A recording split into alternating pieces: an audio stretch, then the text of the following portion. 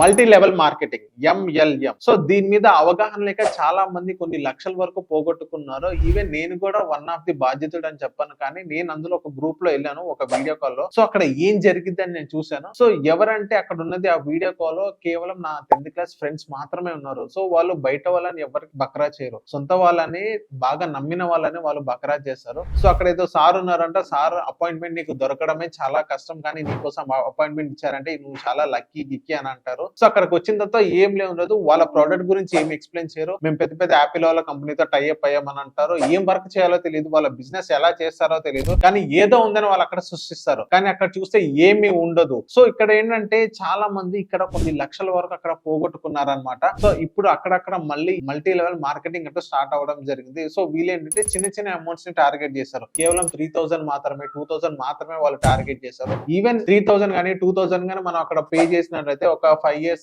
తర్వాత కానీ, ఒక 10 years తర్వాత కానీ మీకు 20 లక్షలు వస్తాయి, 40 లక్షలు వస్తాయి, ఒక్కసారి కడితే చాలా అన్నారు. ఇదే 2000, 3000 మనం మ్యూచువల్ ఫండ్స్ లో పెట్టినా కానీ అన్ని లక్షలు రావు. వాళ్ళంతా ఈజీగా ఎలా ఇస్తారు? సో మీరు ఆలోచించండి. మల్టీ లెవెల్ మార్కెటింగ్ ట్రాప్ లో అయితే మీరు పడకండి, చాలా జాగ్రత్తగా ఉండేది. మళ్ళీ స్కామ్ అంటూ చాలా మంది కొన్ని కంపెనీ స్టార్ట్ చేసి చాలా జాగ్రత్తగా ఉండండి.